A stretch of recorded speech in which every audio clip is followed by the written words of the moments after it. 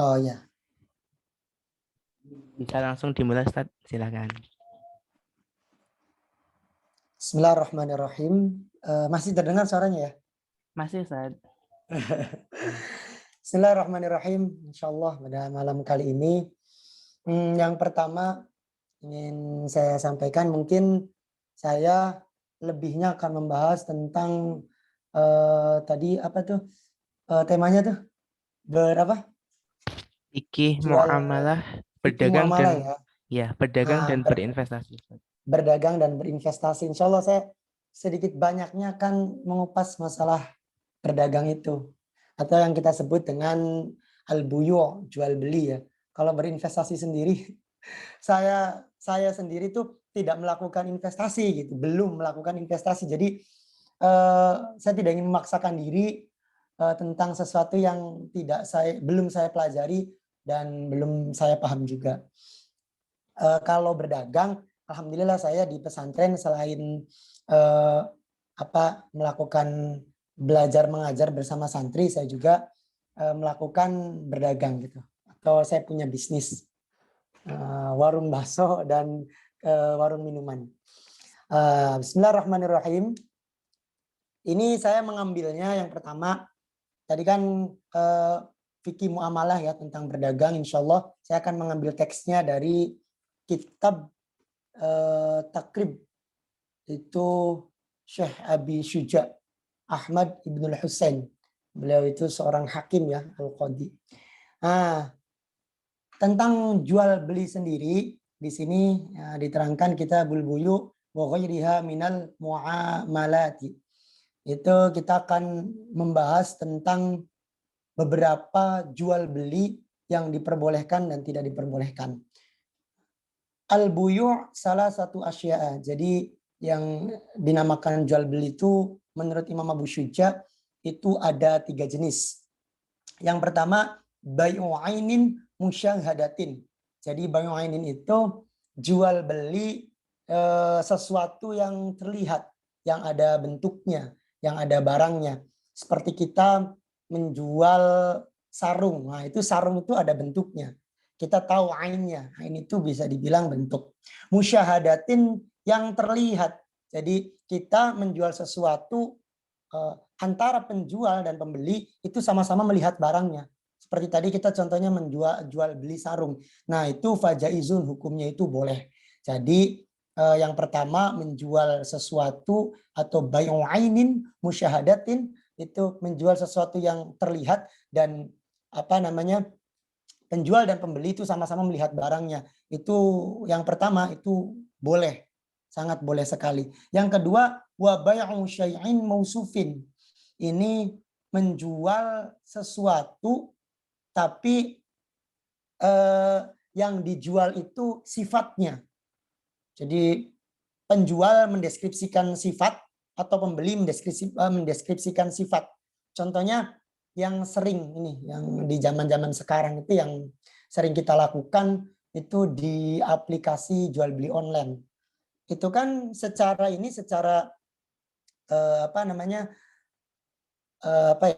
jadi bendanya itu kita tidak lihat secara langsung gitu. Tapi nanti penjual itu memberikan sifatnya. Contoh di Shopee itu, di aplikasi Shopee atau Lazada lah, atau di toko-toko online itu mereka mendeskripsikan sifat sebuah sarung. Mereka menjual sarung dengan merek ini, lalu ada pembeli. Nanti pembelinya memberikan sifat lagi. Saya mau memesan sarung, contohnya merek Wadimor dengan dengan warna merah, terus yang besarnya segini, atau yang kita bisa sebut dengan, kalau sarung itu biasanya ukuran dewasa dan lain-lain. Intinya yang pembeli itu memberikan sifat. Di sini wa bai'u syai'in mausufin fi dhimmatin. Nanti yang menanggung sifat itu adalah penjual. Jadi pembeli itu kan kalau dijual beli online, penjual sudah menawarkan beberapa barang, lalu ada yang cocok dengan pembeli, akhirnya pembeli memberikan sifat. Sifat itu artinya memesan. Memesan, saya pengen beli sarung dengan sifatnya warna merah, panjangnya lebarnya segini dan lain-lain. Itu diperbolehkan.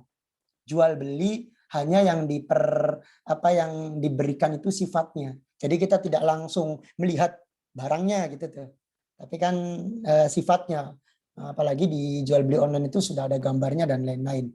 Itu termasuknya wa bay'u syai'in mausufin. Itu diperbolehkan, tapi di sini idza wujidat as-sifatu alama usifa bihi. Jadi ketika apa yang disifati itu sesuai. Nah, jadi saya ulangi, kalau tadi jual beli itu kata Imam Abu Syuja ada 3. Yang pertama, bai'u ainin musyahadatin. Ini jelas sekali diperbolehkan membeli sesuatu barang dan penjual dan pembelinya sama-sama tahu, ada bentuk wujudnya, ada bisa dipegang, itu boleh. Yang kedua, kita bisa jual beli itu yang diperkenalkan hanya atau yang disampaikan hanya sifatnya saja. Itu juga diperbolehkan, tapi idza wujidat asifatu alama usifa bihi. Jadi ketika nanti kalau kita sudah memesan ke penjual itu warnanya ini, ternyata yang datang itu tidak sesuai. Nah, itu nanti tidak diperbolehkan. Itu nanti ada unsur penipuan. Jadi yang diperbolehkan tuh menjual dengan secara sifat itu ketika sifat yang diberikan kepada pembeli, ya. Pembeli kan pasti memesan tuh. Kita pengennya ini ternyata tidak sesuai, itu boleh dikembalikan. Nah, dan itu juga nanti termasuk kalau penjualnya memberikan sesuatu yang memberikan sesuatu yang sudah kita sifati, ternyata memberikannya tidak sesuai, lalu mereka menolak, itu nanti termasuk penipuan nantinya. Tidak diperbolehkan. Jadi yang diperbolehkan itu yang nanti yang sesuai sifatnya. Selanjutnya wa bai'u ainin ghaibatin. Wa bai'u ainin ghaibatin. Jadi yang ketiga yaitu menjual barang. Ini menjual barang tetapi ghaib. Jadi perbedaannya dengan yang nomor 2 itu, kalau yang nomor 2 itu yang dideskripsikan sifatnya nih, tapi yang nomor 3 itu wa bai'ain menjual barang tapi ghaib. Kita langsung contohkan saja biar lebih mudah. Itu contohnya seperti kita menjual anak kambing yang masih dalam perut ibunya. Itu termasuk menjual sesuatu yang ghaib. Nah, di sini hukumnya bagaimana nih? Di sini hukumnya ya wa bai'u ainin ghaibatin lam tusyahad ya, lam tusyahad dan tidak bisa disediakan. Itu fala ya juzu, itu hukumnya tidak boleh. Salah satu contohnya lagi, kita menjual gini.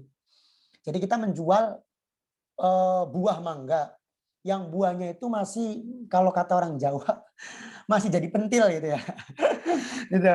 Masih jadi pentil, itu dia tolak ukurnya itu tahun kemarin. Tahun kemarin buah ini ketika pentilnya segini, itu tuh berbuah itu ketika saya jual nilainya bisa sampai 10 juta semisalnya. Lalu di tahun berikutnya ternyata berbuah juga pentilnya tuh segitu. Lalu kita jual ke orang lain, saya jual pohon ini, silakan diambil nanti ketika sudah berbuah. Nanti silakan kamu bayar dulu ke saya 10 juta. Tahun kemarin itu hasilnya ketika berbuah itu 10 juta. Itu juga tidak diperbolehkan. Nah, itu karena termasuk nanti bai'u ainin ghaibatin. Itu kan masih ghaib, kita kan tidak tahu. Nanti buah itu apakah akan jadi atau tidak. Kan punya kemungkinan juga nanti di situ buahnya tidak akan panen, melainkan misalnya kena hama gitu.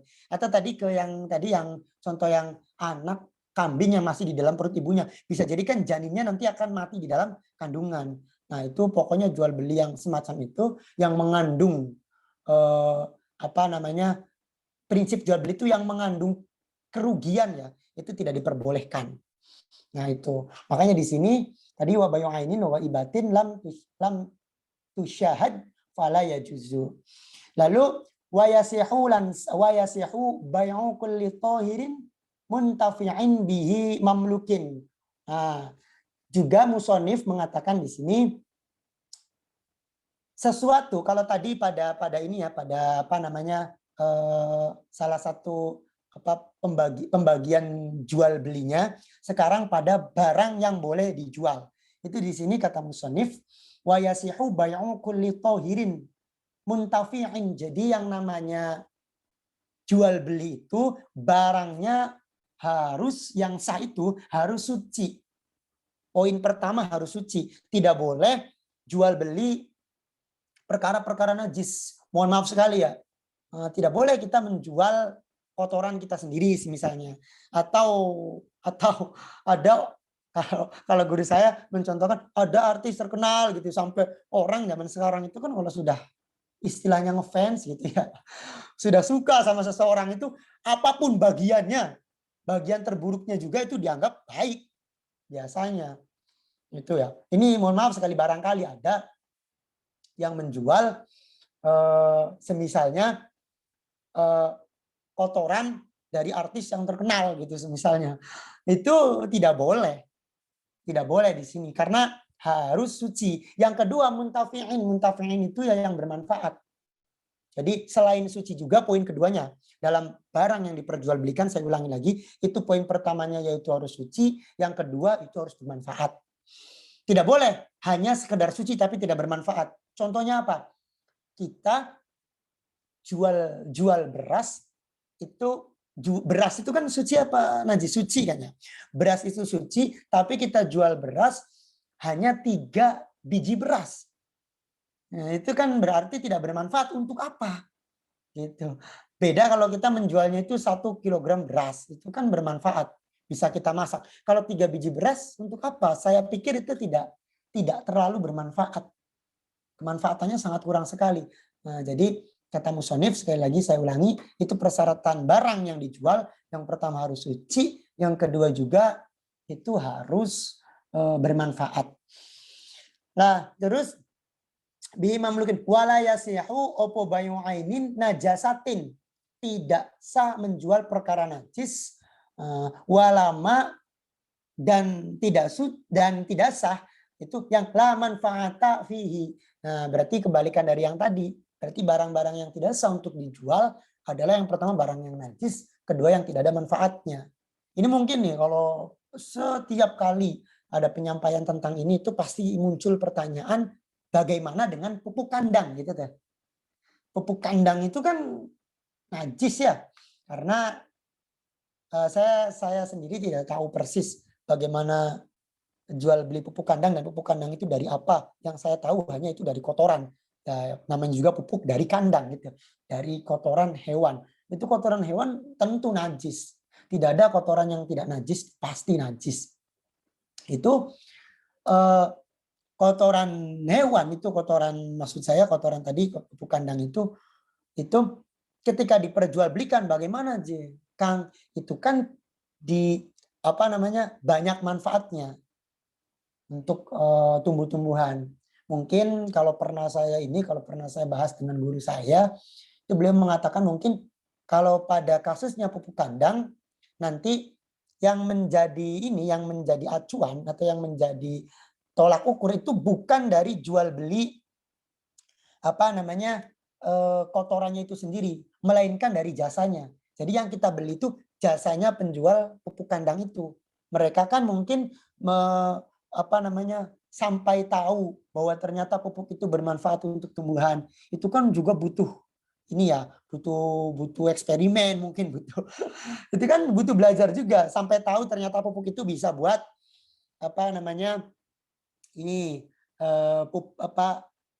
kotoran itu bisa menjadi pupuk buat tanaman. Itu kan perlu belajar juga.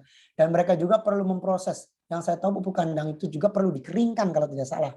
Itu pokoknya butuh proses, butuh mengumpulkan, butuh tenaga, butuh keringat. Nah, mungkin nanti yang kita beli itu jasanya nanti. Jadi kita tidak sah kalau secara secara teks fikih kita tidak sah. Kalau beli pupuk kandang itu niatnya ya beli kotoran itu, beli pupuknya itu tidak sah. Dan juga terjadi juga pada air. Kalau tidak salah, memang air itu milik umum, tidak bisa diperjualbelikan. Ini bagaimana dengan PDAM? Nah, itu kan lebih jauhnya ke situ tuh. Konteksnya tuh. Sama, nanti disamakan. Kayak PDAM juga itu kan perusahaan. Di perusahaan perlu ada yang digaji, mereka ada yang berkeringat, mereka ada yang bekerja, sehingga air itu bisa mengalir ke rumah-rumah. Mungkin kita itu bayarnya itu bukan beli air. Kalau beli air sangat tidak diperbolehkan. Air itu tidak bisa dimiliki secara pribadi. Air itu milik umum. bisa dinikmati oleh siapa saja. Nah, adapun nanti kita ketika bayar, yang kita bayar itu sekali lagi jasanya. Gitu. Selanjutnya kalau tadi kita kan membahas jual beli ya. Kalau pada ayat Al-Qur'annya wa ahalallahul bai'a wa harramar riba.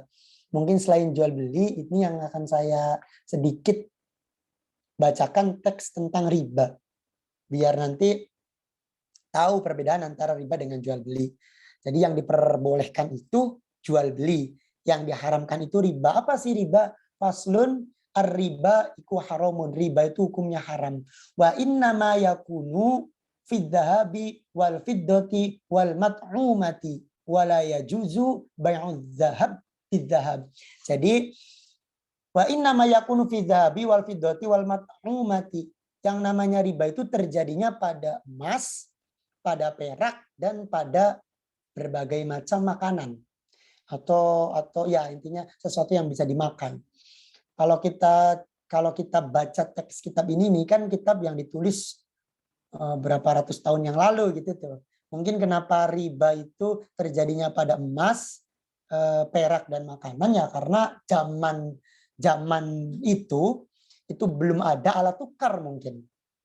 Jadi belum ada alat tukar uang seperti yang kita lakukan itu. Makanya di sini yang tidak riba itu terjadinya pada emas. Lanjut teksnya saya baca dulu. Wala yajuzu bai'uz zahabi bizahabi. Jadi tidak boleh membeli emas dengan emas. Artinya gini, biar membeli emas dengan emas itu bagaimana? Ini bukan konsep gabut ya, artinya bukan ada orang gabut pengen beli emas dengan emas, bukan. Jadi mungkin pada masa itu karena belum ada alat tukar, kalau zaman sekarang kita beli emas kan pakai uang, mungkin ya pakai rupiah itu yang kita gunakan untuk alat tukar. Tapi zaman dulu mungkin karena belum ada alat tukar, itu orang ketika melihat ada emas dengan bentuk yang lebih menarik daripada dirinya, itu suka ada ketertarikan untuk menukar dengan emas yang dia miliki. Nah, karena waktu itu salah satu dari kedua belah pihak itu ada yang merasa tertarik dengan mungkin gramnya itu berbeda. Artinya gini, saya tertarik dengan emas yang digunakan oleh teman saya. Teman saya menggunakan emas bentuknya itu unik gitu. Keren. Terus saya akhirnya wah ini bentuk emasnya bagus nih gitu. Atau sayanya lagi butuh emasnya dia tuh dibikin kalung. Emas saya belum dibikin apa-apa, dia sudah dibikin kalung. Saya tertarik dengan emas itu. Nah, itu suka terjadi pertukaran antar emas. Nah, kata musonif, menukar emas dengan emas itu termasuk riba. Ya. Jadi akhirnya karena saya merasa tertarik, dia sih emasnya sudah jadi gelang, saya sih emasnya belum masih jadi emas gitu tuh. Akhirnya sok saya berani menukar emas saya yang bobotnya lebih besar ini dengan kalung emas yang Anda pakai, itu walaupun bobotnya lebih sedikit. Nah, itu tidak boleh, tidak diperbolehkan. Jadi menukar emas dengan emas. Wala fiddati kadzalika, sama seperti emas, perak juga berlaku demikian. Illa mutamathilan, kecuali mutamasilan itu sama. Gramnya tuh, gram emasnya sama. Saya tertarik dengan dia yang pakai kalung emas, saya punya emas yang masih batangan. Itu gramnya sama. Jadi mungkin konteksnya orang yang pakai kalung itu butuh emas batangan, saya butuh emas yang sudah jadi kalung, tapi gramnya sama, itu boleh kalau gramnya sama. Tapi sekali lagi, kalau gramnya beda, itu termasuk riba. Nah, dan juga harus nakdan, harus kontan. Jadi kalau pengen tidak termasuk riba, yang pertama harus mutamasilan, yang kedua harus nakdan, harus kontan. Tidak boleh. Saya ke teman saya tuh pengen menukar emas yang ada di rumah saya. Tapi teman sayanya bawa emas yang sudah dipakai. Sini, kamunya sini dulu emasnya. Nanti saya akan berikan emas yang ada di rumah. Itu tidak boleh. Harus kontan. Harus kalau ya ini namanya hanya menukarkan sajalah, menukar itu. Jadi bukan tidak terjadi akad jual beli pada pertukaran emas. Tidak boleh ada yang dilebihkan. Kalau jual beli kan harus lebih. Ini tidak sah. Emas itu diperjualbelikan seperti itu. Artinya menjual emas dengan emas tidak sah. Terus yang kedua yaitu wala bai'uma ibta'ahu hatta yaqbidahu wala bai'ul lahmi. Nah, dan tidak boleh sehingga Oh iya itu ya, yang tadi yang kontan. Dan juga selanjutnya wala bai'ul lahmi bil hayawan. Tidak sah, tadi konteks emas dengan perak itu seperti itu ya.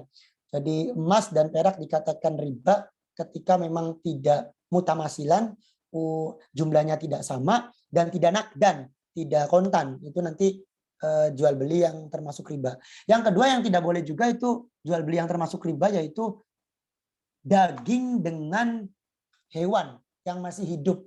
Saya pengen beli daging sapi saya pengen beli daging sapi 20 kg, saya tukarkan dengan kambing yang masih hidup yang bobotnya sama 20 kg, tidak bisa. Itu termasuk riba. Nah, di sini ada lanjutannya nih. Biar ini tidak wa yajuzu bai'udz dzahabi bil fiddati mutafadilan naqdan wa kadzalika. Boleh jual beli emas dengan perak. Nah, yang tidak boleh itu nanti emas dengan emas, perak, emas dengan emas, perak dengan perak. Tapi boleh kalau kita menjual perak dengan emas. Jadi kan kalau emas dengan perak itu kan lebih berharga emas ya. Nilai jualnya lebih tinggi emas. Maka kita boleh membeli perak itu dengan emas. Awas, sekali lagi, yang namanya konsepnya jual beli itu salah satu dari pihak itu diuntungkan, artinya dilebihkan. Nah, nanti kalau emas dengan emas itu tidak boleh ada jual beli di sana. Kalau ada jual beli pada emas dengan emas, namanya riba. Ada jual beli perak dengan perak, namanya riba. Itu nanti bukan namanya jual beli. Atau tadi daging dengan hewan hidup, itu namanya riba. Tapi kalau nanti perak dengan emas, itu nanti bukan riba. Nanti masuknya ke jual beli. Ya, memang membedakan jual beli dengan riba itu agak sedikit ini ya, nah, gitu. Memang pembahasannya nanti panjang sih sebenarnya. Tapi kalau kita mengikuti teks yang di kitab ini saja, itu mudahnya seperti itu. Yang namanya konsepnya jual beli kan salah satu dari pihak itu ada untungnya. Tapi kita tidak boleh mengambil keuntungan dalam konteks tadi saya ulang lagi, mohon maaf ya.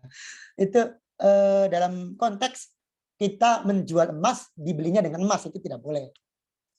Perak dengan perak tidak boleh, tapi kalau emas dengan perak boleh. Kita ngambil keuntungan bagaimana? Boleh. Jadi kita membeli perak, misalnya ya saya tidak tahu sih ini apa jual perak tuh harganya berapa. Intinya kita melebihkan, sok kamu peraknya Allah, kamu kan berani peraknya segini, saya kasih emasnya segini tuh boleh. Boleh peraknya dilebihkan, boleh. Terus juga nakdan, itu juga sekali lagi harus kontan, jual beli seperti itu harus kontan. Wa kadzalika al-mat'umatu la yajuzu bai'ul jinsi minha bimithlihi illa mutamasilan nakdan. Nah, tuh.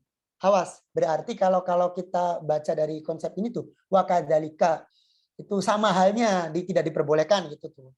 Al-mat'umatu terjadi pada makanan itu la yajuzu bai'u jinsin. Jadi menjual jenis yang tadi saya katakan kayak emas dengan emas tidak boleh. Tapi ketika emas dengan perak boleh. Di makanan juga sama. Itu kalau kita bukan dinamakan jual beli ketika kita menjual pisang dengan pisang. Nanti masuknya riba. Tuh. Tapi illa mutamasilan nakdan wa yajuzu bai'ul jinsi minha bi ghairi mutafadilan nakdan. Tapi kalau kita menjualnya itu tidak satu jenis. Jadi bukan kayak pisang dengan pisang. Ini dalam konteks makanan. Contoh kita punya beras, sekali lagi ya. Ini yang kita bayangkan kayaknya ini pada zaman belum ada alat tukar kayaknya. Karena masih terjadi hal-hal barter seperti ini ya. Tapi barangkali ini bermanfaat di zaman sekarang masih ada yang melakukan seperti ini barangkali. Karena saking perdalamannya gitu, jadi tidak tahu alat tukar. Ini juga tidak diperbolehkan, itu jual beli dalam konteks pisang dengan pisang contohnya. Atau beras dengan beras, itu tidak boleh. Yang diperbolehkan misalnya kita butuh makan nasi. Kita punya pisang. Nah itu boleh nanti. Nanti bagaimana? tak ukurannya. Ukurannya terserah kedua belah pihak saja.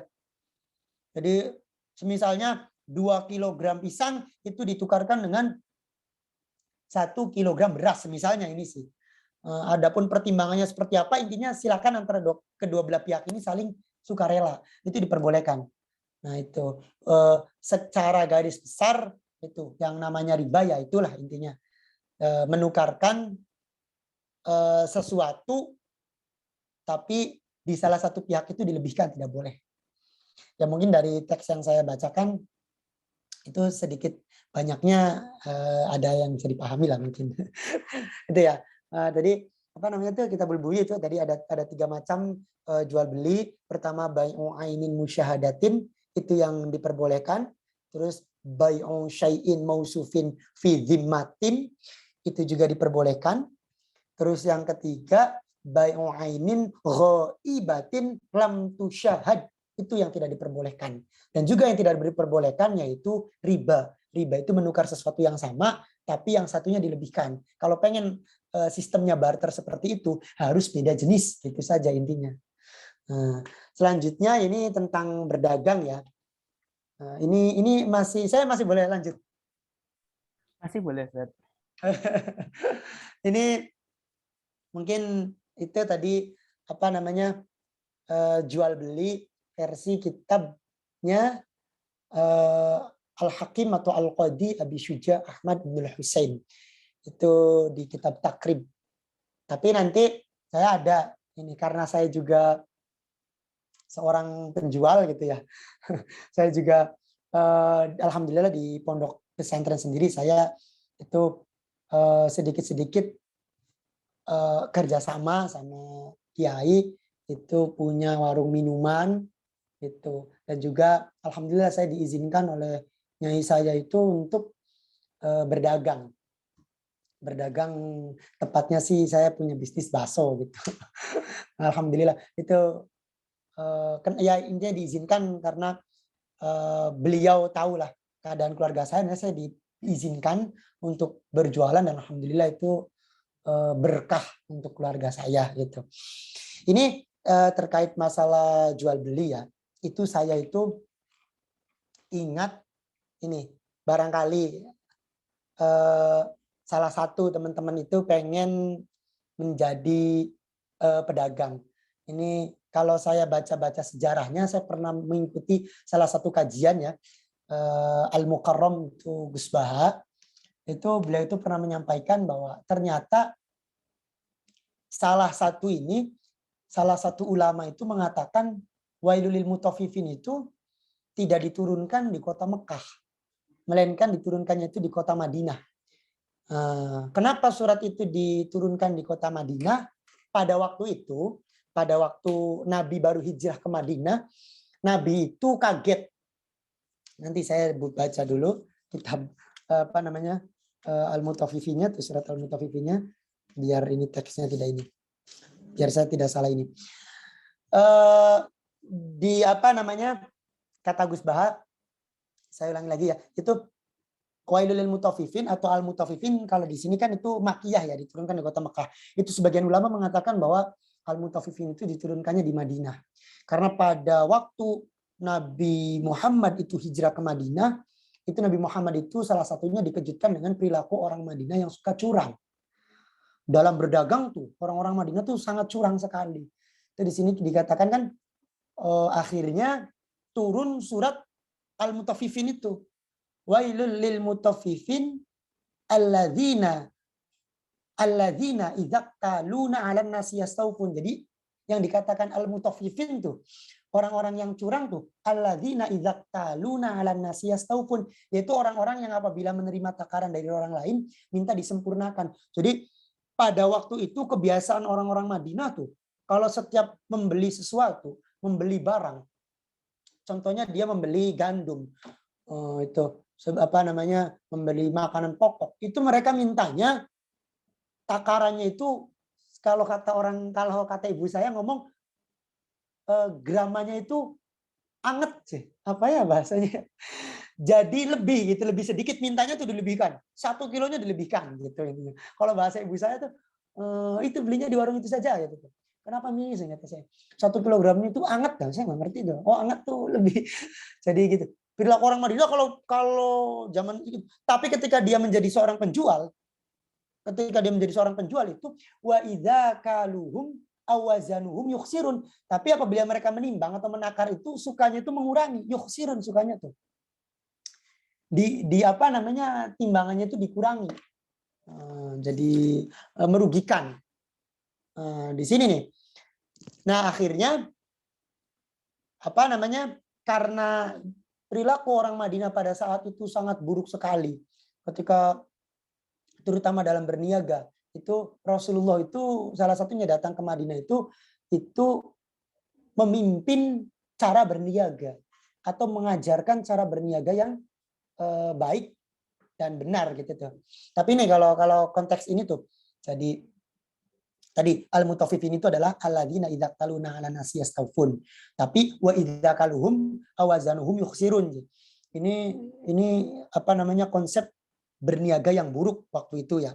Tapi kalau kita samakan konteksnya, ini tuh sebenarnya ini bisa juga konteks ini ayat ini bisa diterapkan juga pada perilaku kita sebenarnya.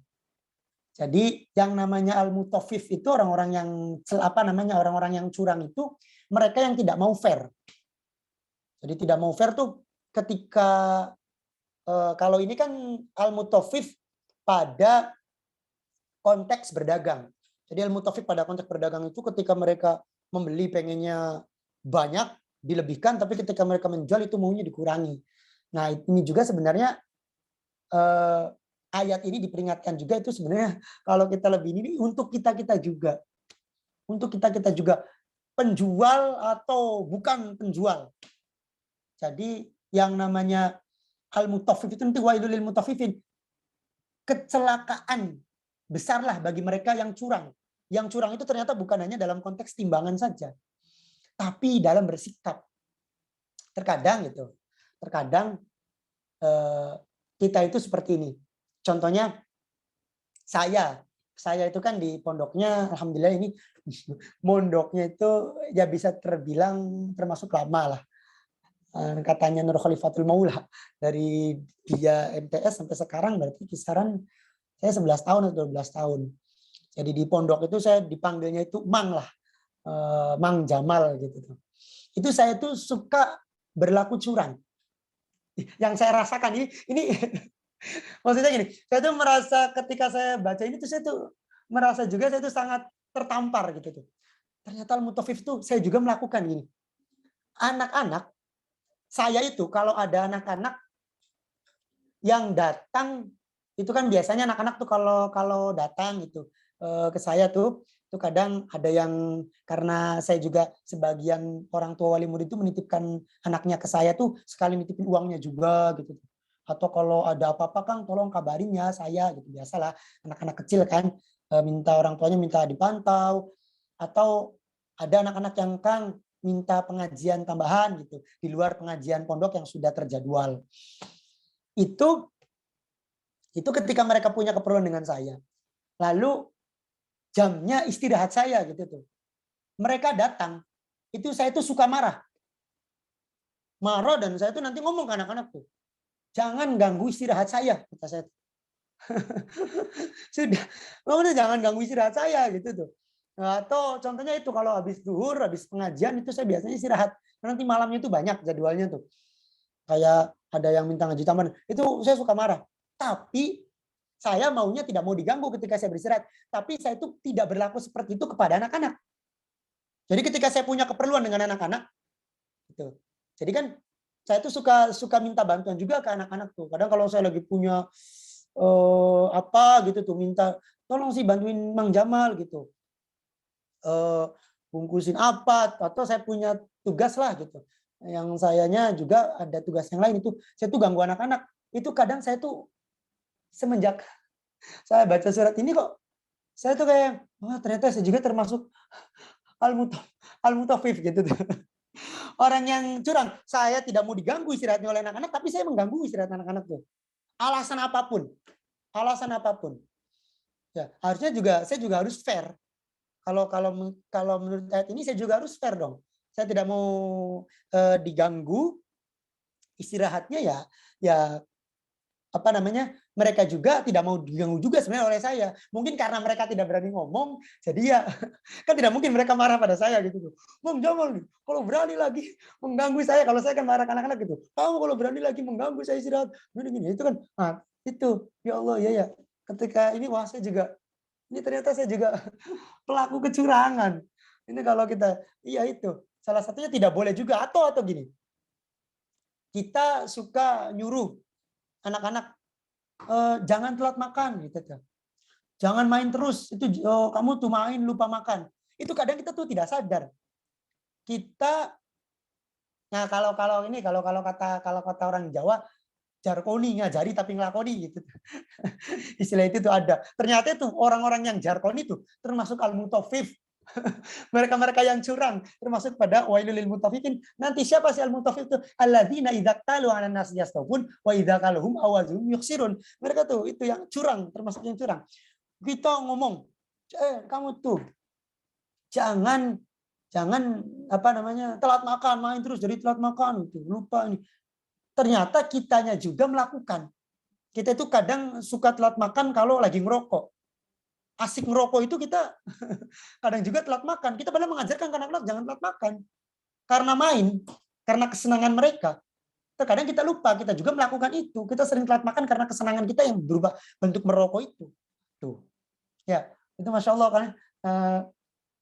Di ayat ini tuh selain menurut saya menerangkan tentang ini peringatan untuk mereka yang berjual beli curang itu nanti apa namanya celaka, itu ternyata kita juga kalau dalam konteks sosial kita juga termasuk mutafif. Jadi benar-benar saya itu harus banyak istighfar gitu tuh. Kalau baca surat ini tuh ya Allah, malunya gitu tuh. Ya itu, ini kata Al-Qur'annya celaka mereka-mereka yang mutafif tuh. Kita tidak sadar ya. Terkadang kenapa ya kita tuh kayak hidup tuh kayak kurang, kayak ada yang kurang. Hati tuh kayak gelisah, kayak tidak enak. Mungkin kita tuh karena sering termasuk al-mutafif itu, sering curang itu. Yang jarkoni itu ngajari tapi ngelakoni itu. Masya Allah. Makanya saya kalau ngomong anak-anak ya Allah, saya sih tolong saya hanya menyampaikan apa yang disampaikan oleh para ulama. Adapun saya hanya menyampaikan saja, tolong. Saya bukan yang ngajarin atau apa. Saya fokusnya al-mutaffif itu. Saya ngajarin, saya benar-benar niatnya ngajarin, tapi saya itu melakukan itu. Saya takut sekali. Jadi ya, saya ngomong ke anak-anak, saya deres, kita bareng-bareng deres teksnya, kitabnya para ulama gitu saja. Nah, adapun nanti saya juga sama termasuk seperti kalian, saya juga berusaha untuk bisa seperti yang ada di nasihat-nasihat baik yang ada pada teks kitab tersebut. Nah, kalau saya niatnya itu mengajarkan, saya takutnya itu yang al-mutafif itu. Nah, itu kan. Nah, kembali lagi. Jadi kembali lagi pada tadi tuh. Jadi sebagian ulama mengatakan ini di kajian Gus Bah itu ternyata al-mutafifin itu turunnya di Madinah karena perilaku orang Madinah yang sangat buruk sekali. Nah, bersamaan dengan buruknya perilaku orang Madinah tentang berdagang, itu kita juga mungkin itu pada apa namanya ingat dengan kisahnya Abdurrahman bin Auf. Beliau itu termasuk pengusaha yang sukses di zaman Rasulullah dengan strategi yang sangat baik sekali, yang sangat cemerlang sekali. Itu salah satu kisah yang paling masyhurnya ketika Rasulullah hijrah ke Madinah, Abdurrahman bin Auf itu bisa membuat perekonomian di Madinah untuk kaum muhajirin. Itu waktu itu kan kaum muhajirin kan ketika hijrah dari Mekah ke Madinah disambut oleh kaum Ansor. Itu kan tidak bawa apa-apa mereka tuh. Tidak bawa harta, tidak bawa harta. Jadi dalam keadaan benar-benar tidak membawa harta. Itu Abdurrahman bin Auf, salah satu sahabat Rasulullah yang punya jiwa bisnis itu yang sampai menyelamatkan perekonomian pada waktu itu ya. Jadi dalam waktu 3 bulan beliau sudah bisa memulihkan perekonomian Madinah.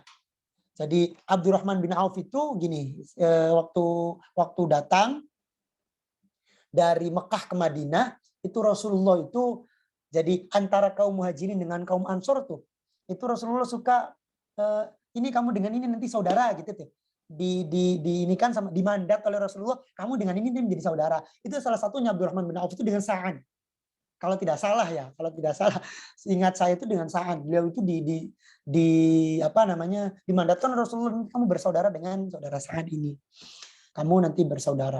Lalu Sa'ad itu saking apa namanya pemuda yang soleh gitu ya, yang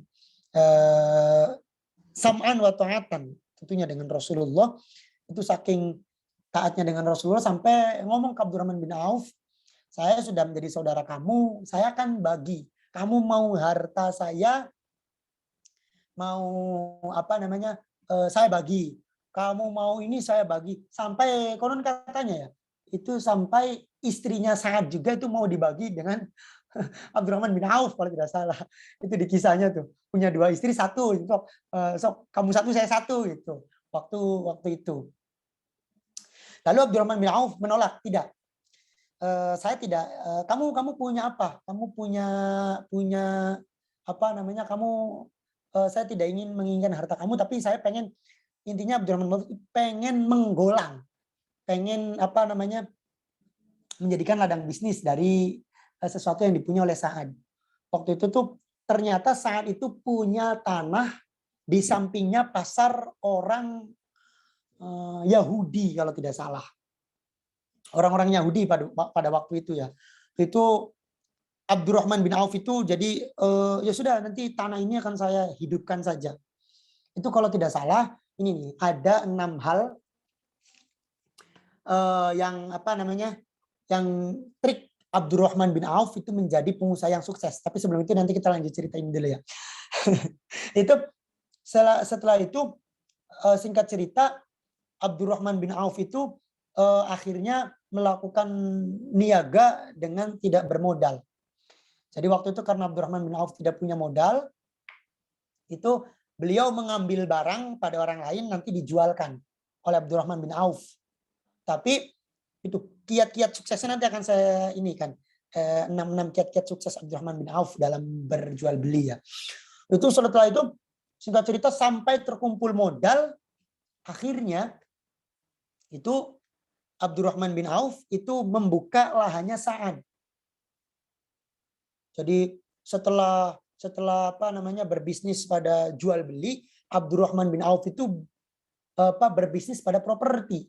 Jadi Abdurrahman bin Auf kalau bayangan sekarangnya itu membuat pasar. Kayak kalau di daerah saya namanya Perapatan Panjalin. Itu di daerah Perapatan misalnya kita buka pasar. Abdurrahman bin Auf bikin lapak untuk orang Islam itu berjualan. Gitu. Nah, ini nih. Sampai wah Masya Allah itu kaya raya dan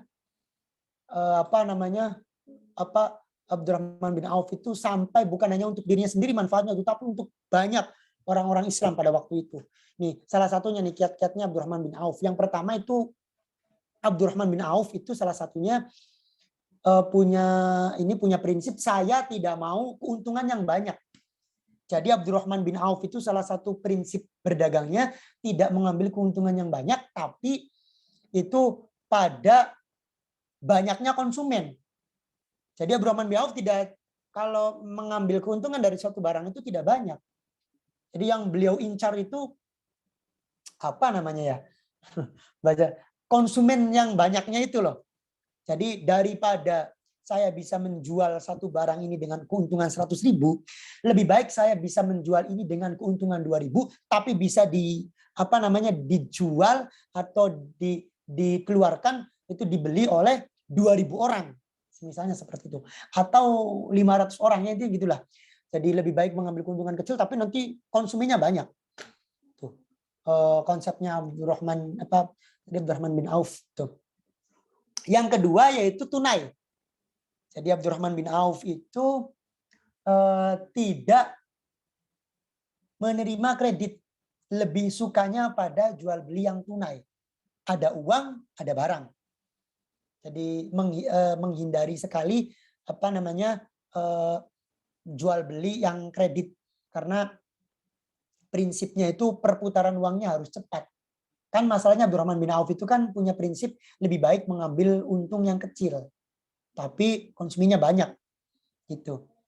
Yang kedua yaitu modal utamanya itu bukan uang, tapi integritas itu. Jadi kegigihan, kecerdasan Abdurrahman bin Auf dalam mengelola keuangan itu, dalam mengelola situasi ya. Itu yang menjadi modal utamanya, bukan uang. Jadi kalau orang-orang zaman sekarang itu pengen buka usaha itu ya rata-rata terpentok atau tersandungnya itu di modal. Jadi pasti nih. Ini kalau orang-orang zaman sekarang tuh kalau ngelihat ada orang yang bisnisnya sudah sukses, itu tuh kayak panas. Pengennya langsung bisa seperti mereka, akhirnya minjem ke bank dan lain-lain. Nah, kalau beliau Abdurrahman bin Auf tidak mencontohkan seperti itu. Tadi saya ulangi lagi ya runtutannya ya. Beliau itu lebih suka mengambil untung yang kecil, terus lebih suka tunai, juga modal utamanya itu bukan uang. Tadi ya kan dicerita tuh Abdurrahman bin Auf kan tidak punya beliau itu tidak punya tidak punya modal sama sekali. Tapi beliau ya, sambil mengumpulkan modal, itu beliau itu cari sesuatu yang bisa dijual tanpa modal. Masalahnya itu kan badan kita itu kan sudah modal dari Allah. Ini yang paling modal yang paling besar tuh. Orang punya uang banyak juga kalau badannya, pikirannya tidak sehat ya tidak mungkin akan terjadi bisnis. Orang itu lupa dengan modal besar. Modal besar itu apa? Ya ini kita yang sehat, yang punya pikiran, yang punya mindset, yang punya keinginan pengen berniaga, pengen berbisnis, itu tuh modal besar. Karena tidak semua orang itu Allah berikan keinginan untuk berbisnis, berdagang, tidak. Ini modal terbesarnya itu lupa. Modal besarnya lupa, akhirnya mikirin modal kecil. Saya katakan uang itu modal kecil ya. Karena banyak orang yang punya uang tapi habis, tidak terjadi bisnis. Itu kan memang uang itu memang sebenarnya modal kecil. Modal utama itu integritas. Nah, terus jadi kalau kita tadi 3 poin tadi itu kalau kita, belum 6 ya, baru 3 itu kalau kita menjadi Abdurrahman bin Auf berarti tidak perlu udah ada uang yang besar, yang penting kita punya modal pada diri kita sendiri. Kalau dulu waktu saya awal-awal itu bisa sampai jualan itu mungkin ya saya itu karena kepepetnya orang tua saya yang tadinya di pasar itu bisnisnya lancar, itu tiba-tiba ada yang nipu atau gampangnya sih kena penyakit iri hati lah, akhirnya bangkrut. Pulang ke rumah mau tidak mau adik saya banyak. Saya itu anak kedua, adik saya itu ada 7. Anak ibu saya itu 9. Nah, itu mau tidak mau saya harus uang nih, gimana nih, sedangkan saya juga masih ingin belajar di Pondok Kebun Jambu ya, Pondok Kebun Jambu Islami di sini. Saya masih sangat ingin belajar di sini. Tapi kan namanya belajar juga butuh uang gitu, butuh biaya. Akhirnya saya itu ya Allah, saya di situ yang namanya keyakinan. Kalau di kitab Syarul Hikam itu saya menjauhi dhaful yakin. Dhaful yakin itu lemahnya keyakinan. Jauhkan saya dari lemahnya keyakinan. Saya yakin setiap yang hidup dan punya keinginan itu pasti Allah berikan jalan. Yang namanya rezeki itu jangan dibikin pusing. Kita hidup berarti Allah itu sudah memberikan kita rezeki dengan takarannya Allah itu. Tidak mungkin kita hidup itu Allah lepas tangan, tidak memberikan rezeki. Saya yakin, ya Allah, kalau di Sarul Hikamnya ya, ini perjalanan saya berbisnis. Itu kalau di Sarul Hikamnya, jadi kita itu terkadang pusing dengan sesuatu yang sudah ditanggung, tapi merasa biasa saja dengan sesuatu yang dituntut. Sesuatu yang ditanggung itu apa? Sesuatu yang ditanggung itu adalah rezeki kita itu. Rezeki kita tuh, makanan kita, baju kita, apapun yang berbau dunia, apapun yang berbau sifatnya dunia, itu kita hidup sudah Allah tanggung. Kalau Allah sudah tidak tanggung ya berarti kita meninggal. Nah, itu orang tuh kadang tuh pusing dengan sesuatu yang sudah Allah tanggung, yang bentuknya rezeki itu, tapi lupa dengan yang dituntut. Apa yang dituntut oleh Allah? Itu ya ibadah kita itu. Allah tidak menciptakan jin dan manusia selain untuk beribadah. Sampai lupa dengan tujuan awal tuh. Allah tuh menciptakan kita tuh untuk beribadah. Sampai lupa. Nanti kan kalau kita nanti meninggal, itu yang dituntut oleh Allah itu ibadah kita, bukan dunia kita, bukan seberapa kaya kita. Kalau hal-hal seperti itu yang berbau dunia itu sudah Allah tanggung. Makanya dari situ saya tuh punya keyakinan, ya Allah, saya yakin saya punya adik banyak, orang tua saya sekarang bangkrut. Saya yakin tidak mungkin nih. Saya juga di pondok juga niatnya baik, pengen belajar menuntut ilmu Allah. Itu saya punya prinsip itu, saya tidak ingin doubtful yakin, tidak ingin lemah keyakinan. Saya yakin, ya Allah, bahwa rezeki saya itu sudah ditanggung, termasuk adik-adik saya, termasuk semua, bahkan sudah ditanggung. Yang tidak ditanggung yaitu ibadah saya. Jadi ya Allah, izinkan saya itu tidak terlalu pusing, tidak sampai gila dengan perkara dunia, gitu tuh. Sudah, karena itu sudah ditanggung. Tuh, itu. Akhirnya saya juga alhamdulillah, tapi tetap ya di situ saya punya keyakinan, saya ada usahanya. Saya juga usaha. Karena kenapa ya? Karena saya makom kasab. Kasab itu masih perlu butuh action untuk sesuatu, beda dengan makom tajrid. Kalau makom tajrid sudah orang-orang yang memang sudah tidak melakukan sesuatu tapi sudah diberikan oleh Allah. Yaitu yang ibadahnya sudah levelnya bukan saya, bukan kita-kitaan. Kayak Nabi dan Rasul, para wali Allah itu makomnya tajrid. Makanya mereka itu sangat tenang sekali, sudah tidak memikirkan yang berbau dunia, bahkan sudah akhirat saja. Itu mereka memang sudah tajrid, sudah tidak memikirkan, tidak melakukan apapun, ya mereka dikasih sama Allah. Tapi kalau kita kayak maksud saya tuh, kalau kita rezeki kita tuh harus ada kasabnya gitu, harus ada berusahanya gitu tuh. Kalau makom-makomnya kita tuh, tingkatan-tingkatannya kita tuh. Akhirnya dari situ, tapi saya tuh tadi prinsipnya, ya Allah, saya pengen cari pekerjaan saya, kasab saya, karena saya memang makomnya masih makom kasab itu. Tapi saya punya keyakinan, apapun usaha saya, itu saya punya keyakinan kalau semuanya tentang dunia itu sebenarnya sudah Engkau tanggung, ya Allah. Gitu. Sudah, maksud saya biar saya melakukan pekerjaan ini tidak pusing dengan hasilnya tuh. Itu kan kalau orang-orang yang lupa dengan konsep bahwa Allah sudah menanggung dunia dan Allah akan menuntut akhirat itu yang bentuknya ibadah. Itu tidak punya konsep itu tuh ketika berusaha tuh pusing. Bekerja tidak punya hasil, tidak ada kekayaan, pusing. Nah, ini biar saya tidak pusing, saya punya prinsip seperti itu. Ternyata alhamdulillah. Itu saya tuh singkat cerita, saya punya keyakinan seperti itu. Saya berusaha tanya-tanya, alhamdulillah Allah berikan jalan. Salah satu wali murid, anaknya ngajinya sama saya gitu, dititipin gitu. Sering ngaji. Ini ngobrol, Kang Jeb.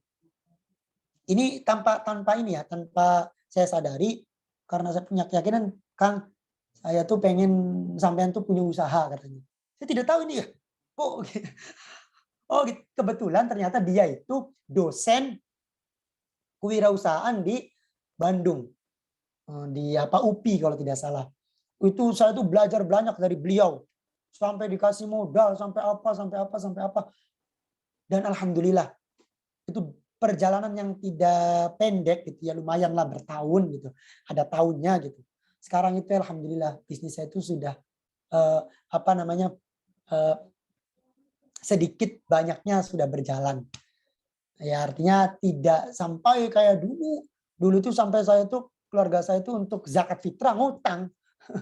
Sekarang alhamdulillah gitu. Saya setidaknya sudah bisa belikan adik-adik saya pakaian buat mereka lebaran. Terus adik saya yang 3 orang mondok itu alhamdulillah itu sebagian sudah saya dari Allah lewat saya itu saya inikan, saya kasih ongkosnya, saya kasih uang jajannya gitu. Itu alhamdulillah dari situ.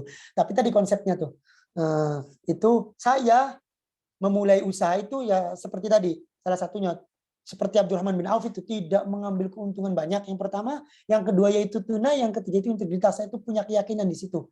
Saya punya keyakinan, saya punya modal besar yang bentuknya badan ini.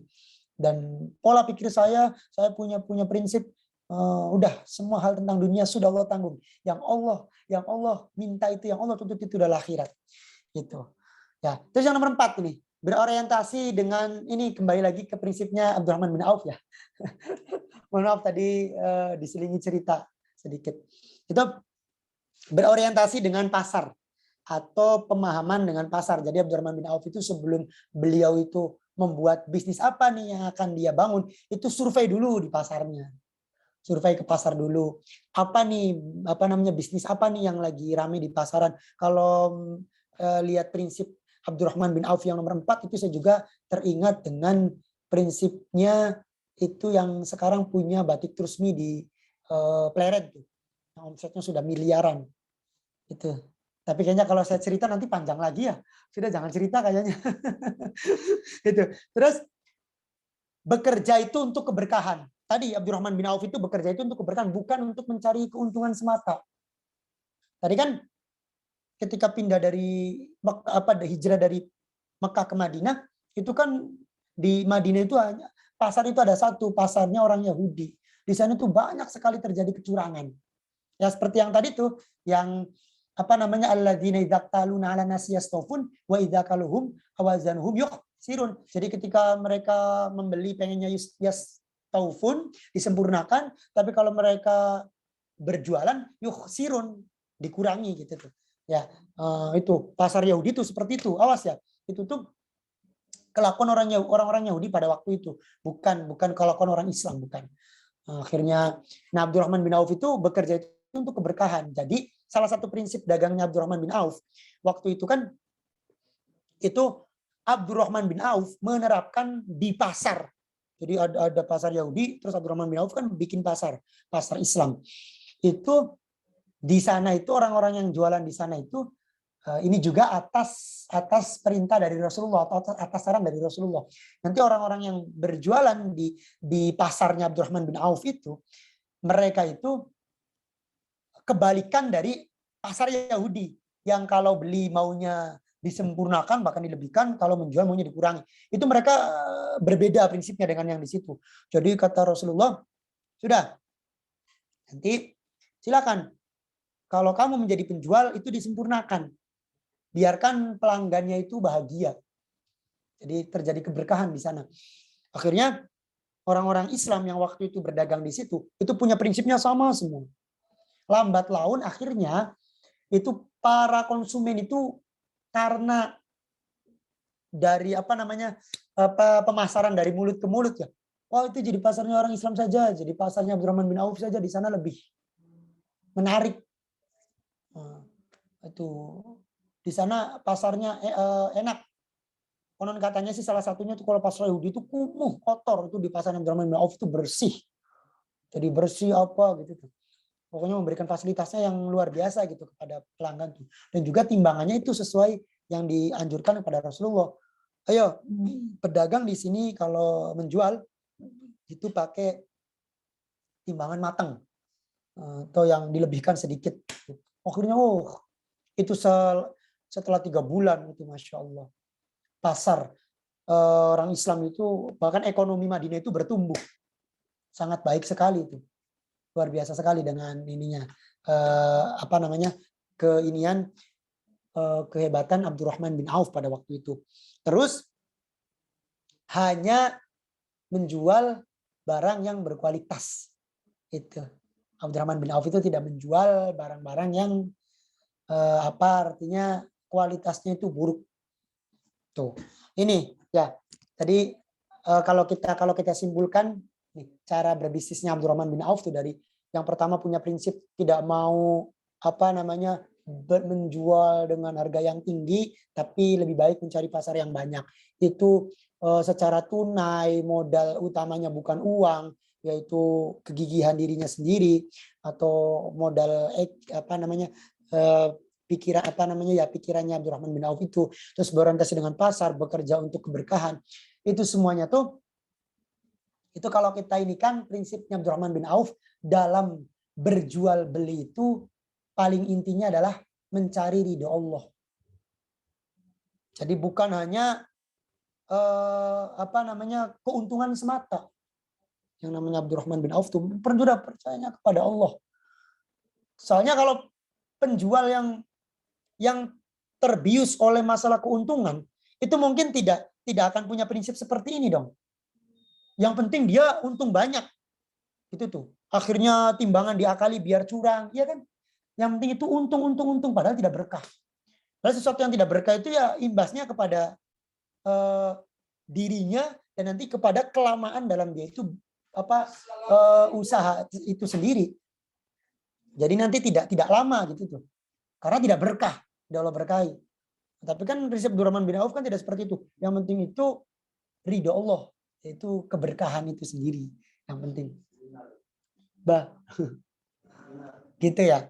Makanya itu Abdurrahman bin Auf yaitu punya prinsip-prinsipnya yang seperti ini. Kalau kita pengen menjadi pengusaha sukses, mungkin kiat-kiatnya itu bisa dilakukan seperti apa yang beliau lakukan. Jadi berdagangnya itu prinsipnya khairun nas anfa'uhum linnas, memberikan manfaat kepada banyak orang. Tadi itu di prinsip awal tuh. Yang penting orang itu banyak menerima kemanfaatan dari apa yang dijual oleh Abdurrahman bin Auf.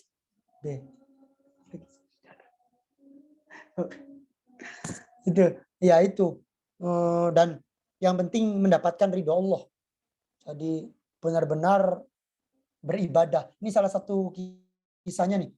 Abdurrahman bin Auf itu benar-benar berjual beli itu anfa'uhum linnas dan mencari ridho Allah tuh. Waktu itu tuh terjadi perang. Akhirnya para petani Madinah itu ikut perang. Cuman ketika sepulangnya dari perang, ternyata kurma-kurma yang mereka akan panen itu busuk. Ini bukti bahwa Abdurrahman bin Auf itu tidak mengambil keuntungan, terbutakan oleh keuntungan, tapi mencari ridho Allah. Itu hebatnya, arifnya, bijaknya Abdurrahman bin Auf, itu beliau membeli seluruh kurma-kurma petani yang kemarin ikut perang, pulang itu kurmanya busuk itu dibeli semua oleh Abdurrahman bin Auf. Tuh. Lalu konon katanya dan singkat cerita, akhirnya ada orang dari Mesir yang datang ke Madinah. Itu padahal sih kalau kita pikir ya, kurma busuk itu kan mungkin kan secara ini mah sudah itu tidak. Siapa yang mau beli? Nanti Abdurrahman bin Auf itu karena mencari ridho Allah, mencari keberkahan. Ternyata dari Mesir itu ada yang datang ke Mekah itu ke Madinah itu mencari kurma busuk yang akan dijadikan obat. Tuh. Itu kan kalau bukan yang namanya berkah tuh ziyadatul khair, bertambahnya kebaikan gitu tuh. Itu kan kita tidak disangka-sangka. Kalau kita sudah melakukannya karena Allah ya sudah, Allah Maha segalanya. Itu. Akhirnya kurma itu terjual dengan harga 10 kali lipat. Nah, jadi bukan hanya kaya raya kalau Abdurrahman bin Auf tuh, tapi memang sangat bermanfaat untuk banyak orang. Jadi prinsipnya kalau kita ingin melakukan jual beli, kalau bisa itu yaitu kita menjadikan bermanfaat untuk banyak orang, tapi itu kita ada imbalannya gitu tuh. Ya imbalannya ya uang itu. Tapi awas nih, niatnya kita tuh menjual tuh, itu menjual kemanfaatan. Kita menjual minuman. Semoga dengan minuman ini orang-orang itu hausnya hilang sehingga mereka bisa melakukan ibadah. Kita menjual pakaian, semoga dengan pakaian ini mereka menutup auratnya untuk beribadah. Jadi yang kita jual itu kemanfaatannya. Nanti adapun mereka membeli dengan harga yang kita tentukan ya itu bonusnya. Yang kita tujunya bukan uangnya itu tapi keberkahan karena kita membantu. Itu kan kalau saya baca ya, jual beli itu sama dengan membantu sebenarnya. Penjual makanan itu mereka membantu orang-orang yang sedang kelaparan. Penjual pakaian mereka itu membantu mereka yang ingin menutup aurat. Kalau kita pikir lagi tuh, penjual minuman mereka itu membantu mereka orang-orang yang dalam keadaan kehausan. Tapi membantunya mereka dikasih imbalan. Nah, tapi kita sebagai penjual nanti prinsip kita tuh jangan pada imbalannya itu, tapi pada memberikan manfaatnya itu. Nanti insya Allah labanya sih insya Allah akan apa namanya datang sendiri, bahkan lebih dari yang kita bayangkan, seperti yang tadi dilakukan oleh Abdurrahman bin Auf tadi. Intinya kan itu kan siapa sangka kurma busuknya terjual 10 kali lipat dari harga aslinya. Paling itu sih seputar jual beli. Itu ya Allah, saya sudah ngomong berapa jam. 1 jam ini. Iya, pantas. Nggak kerasa kalau udah ngomong tuh ya. Iya, ini. Ya paling itu. Itu sedikit banyaknya semoga ada manfaatnya, dan saya mohon maaf sekali kepada panitia dan kepada semuanya, barangkali apa yang saya sampaikan itu tidak jelas, kurang jelas gitu. Kurang jelas atau ini maklum, ini baru pertama kalinya saya itu mengisi acara apa namanya ininya Zoom, biasanya tuh secara langsung. Kalau secara langsung tuh saya tuh suka ada timbal baliknya, artinya kan orang-orang banyak gitu. Saya tanya itu, kita ngobrol dan lain-lain. Nah, kalau seperti ini kan Zoom itu saya baru pertama kali jujur. Makanya tadi awal juga videonya tidak ada suaranya. Mungkin itu yang bisa saya sampaikan. Kurang lebihnya mohon maaf. Walafu minkum. Wassalamualaikum warahmatullahi wabarakatuh.